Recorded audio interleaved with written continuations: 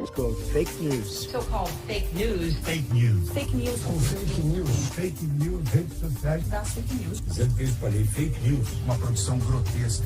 Fake news. Quase mentira do fake news. Quase todas fake news. Fique muito esperto com as fake news. Você sabe o que são fake news?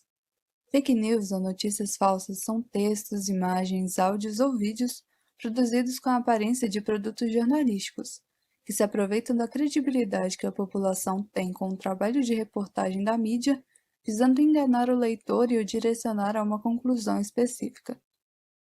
Tanto no Brasil quanto no mundo, as fake news já existem desde muito antes do que a gente imagina. O primeiro caso registrado de fake news aconteceu há 44 anos antes de Cristo, quando Otávio, que viria a ser o imperador Augusto César, promoveu uma campanha de difamação contra Marco Antônio na disputa pelo poder romano, o que acabou resultando na Guerra Civil Romana e no suicídio de Marco Antônio e Cleópatra.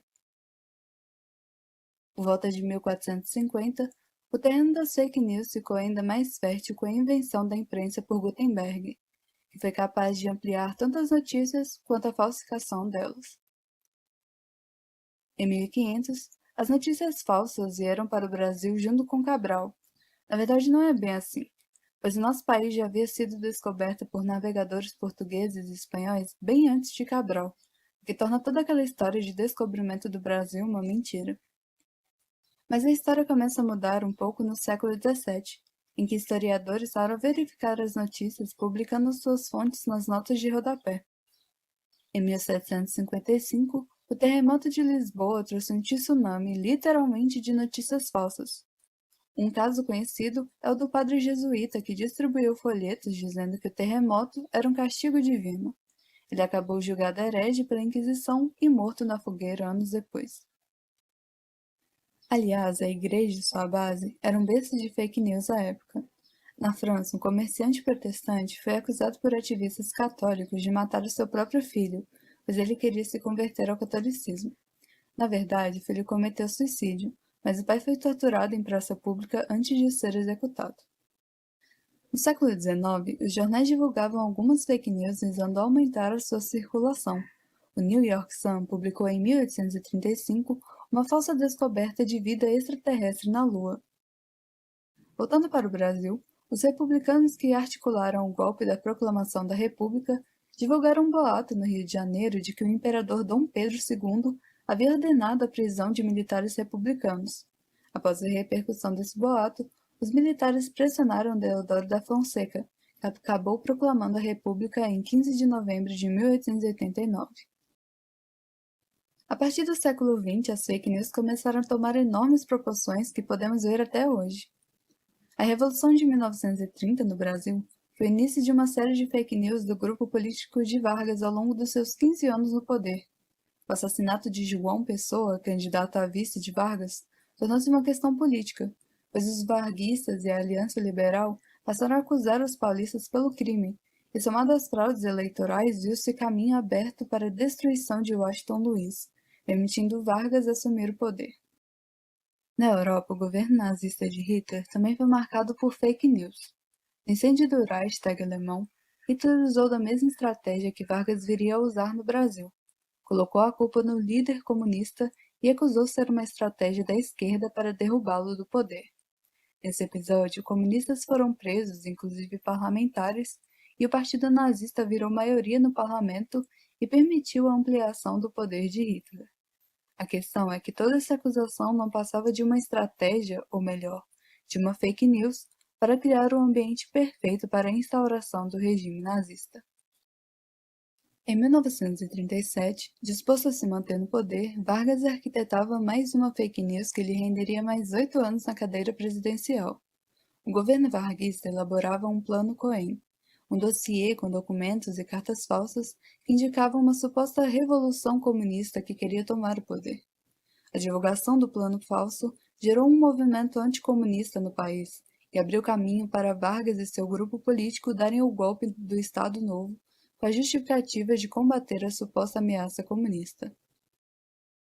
Em 1945, as eleições brasileiras também foram marcadas por uma forte fake news que praticamente derrubou a candidatura de Eduardo Gomes da UDN e garantiu a vitória a Eurico Dutra do PSD. Os opositores de Eduardo Gomes espalharam um boato de que ele teria dito que não precisava dos votos dos marmiteiros, o que revoltou parte da população e aumentou a popularidade de Dutra.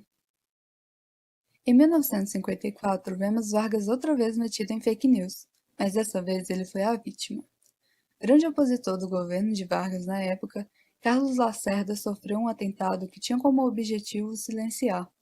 Mas após o fracasso, Lacerda passou a veicular no seu jornal que Vargas era o mandante do atentado, e que nunca foi de fato provado.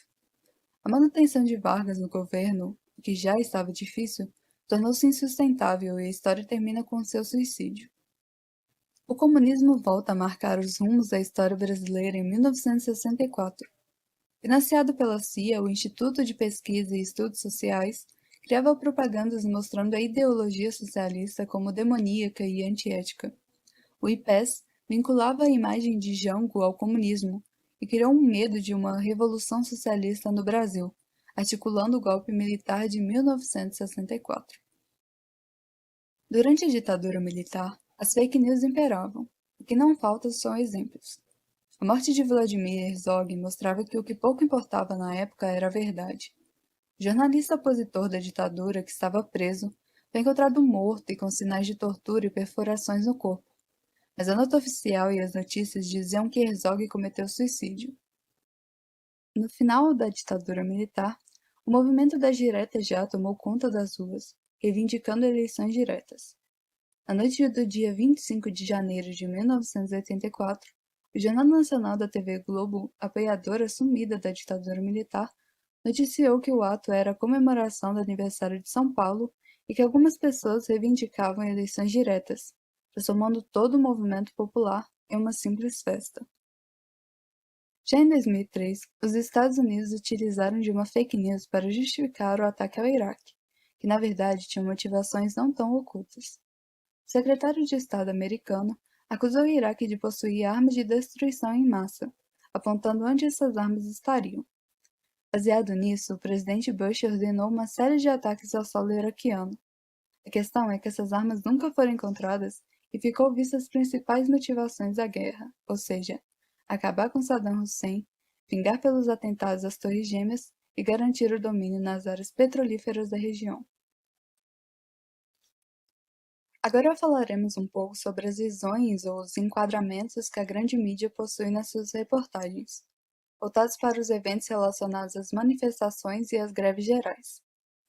No segundo mandato de Dilma Rousseff, a nossa ex-presidenta teve sua base parlamentar comprometida em virtude de alguns acordos políticos, principalmente fomentados pelo principal partido de oposição da época, o PSDB, que tentou de diversas formas anular e questionar a eleição em que perderam. Houve também uma aliança formada principalmente com o PMDB, partido do antigo vice-presidente Michel Temer, com o objetivo de iniciar o movimento na Câmara dos Deputados para que fosse votado o impeachment da presidente Dilma. Após 61 votos favoráveis e 20 contrários, o ex-vice-presidente e agora presidente do Brasil, Michel Temer, iniciou um movimento reformista muito forte no Brasil, tendo como principais motores a reforma trabalhista e a reforma previdenciária. Em resposta à campanha pelas reformas de Temer, sindicatos, partidos de esquerda e movimentos sociais organizaram em 2017 duas greves gerais, em 28 de abril e 30 de junho. Para além dos seus efeitos mais concretos e imediatos, a greve geral em especial, é um evento que tem um objetivo comunicativo. Ela visa fazer a insatisfação dos trabalhadores ser ouvida por toda a sociedade e pelo sistema político.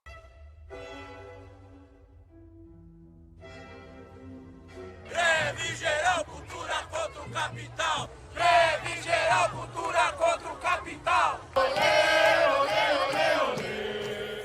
Fora! Hoje é um dia histórico. Hoje o Brasil parou. Nós fizemos a maior greve geral dos últimos 30 anos nesse país. significa que eu, que comecei a trabalhar com 23 anos, vou me aposentar com 72. Eu vou perder toda a minha vida trabalhando lá 8 horas diariamente, se eu não ficar nenhum ano desempregado, que isso só vai acumulando, né? E eu vou aposentar cada vez mais tarde. Além disso, eu acredito que 49 anos de trabalho para você ter 100% da aposentadoria é algo desumano. Um trabalhador normal não viveria o tanto para ter 100% da aposentadoria. Eu não concordo porque a mulher tem dupla jornada. Eu não concordo porque equiparar a mulher com o homem, eu não concordo. Eu acho que não tem nenhum direito a menos, não deve ter nenhum direito a menos. Por se tratar de uma greve geral, espera-se que toda a parcela dos trabalhadores participe dela. Porém, não é bem assim que funciona. Para conseguir atingir e impactar cada vez mais pessoas, e neste caso os trabalhadores, o papel da grande mídia é fundamental para fazer com que este movimento chegue ao conhecimento de todos. A mídia, em qualquer lugar no mundo, deve ser neutra no tratamento das suas notícias. Mas o que se vê no Brasil é um cobrimento das manifestações de acordo com inclinações ideológicas dos jornais, que publicam seletivamente o que lhes interessa nos protestos. Enquanto os jornais de direita apresentam o movimento como uma ameaça à ordem ou status quo, os jornais de esquerda tenderam a dar mais voz às demandas dos manifestantes. De forma geral, a grande imprensa atua com o intuito de desfavorecer ou deslegitimar as manifestações nas suas reportagens, através do uso de palavras ou de expressões como violência e vandalismo, malandragem, ação egoísta e desorganizada, transtorno ao espaço público, fonte de prejuízo à economia e ausência de legitimidade popular, mas também podem simplesmente decidir omitir algumas informações.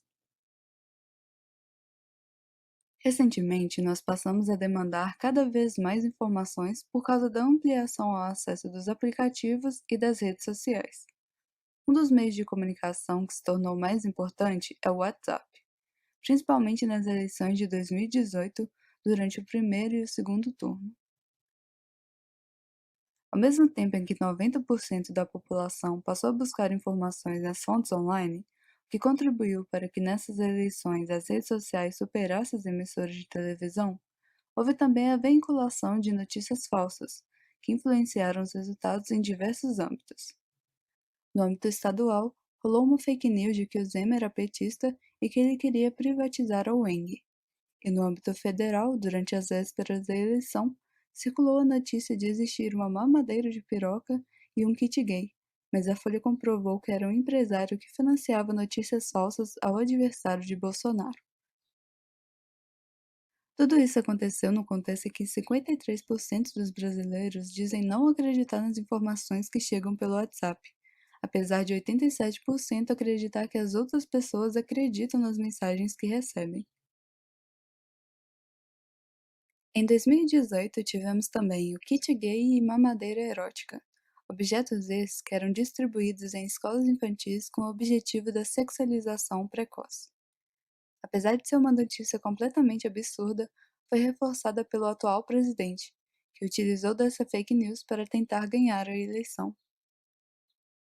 Uma outra notícia foi a de que Boulos invade casas e cobra aluguéis dos moradores. Boulos é parte do MSTS, movimento de esquerda que tem como objetivo principal a redistribuição de terras, em um país altamente concentrado. Apesar de ser uma fake news, ela virou até um meme que viralizou na internet. Em 2019 não foi diferente. Circulou pelo WhatsApp que Bolsonaro lavava dinheiro na Suíça, em valores que superavam as 200 milhões de cifra. Informação essa já desmentida pelos órgãos competentes. Tivemos também a divulgação de que o WhatsApp agora seria pago e teria mensalidade, o que assustou os robozinhos de plantão. Já em 2020, com a chegada do vírus, não faltaram informações falsas pela rede, como a de que a OMS recomenda a hidroxicloroquina. Apesar de ser uma posição contrária à real recomendação da organização, a notícia foi amplamente divulgada. Foi disseminado também que o isolamento social é ineficaz, já que 80% da população é imune ao vírus chinês e que dessa forma tudo isso é uma conspiração. As fake news sempre fizeram parte da nossa história. Mas com os novos meios de comunicação, elas têm se tornado cada vez mais presentes e mais parecidas com a verdade. Por culpa disso, alertamos aos nossos espectadores para sempre checar as informações antes de repassá-las, já que elas são grandes intensificadoras das fragilidades democráticas e afetam de forma negativa a participação popular e social em nosso país.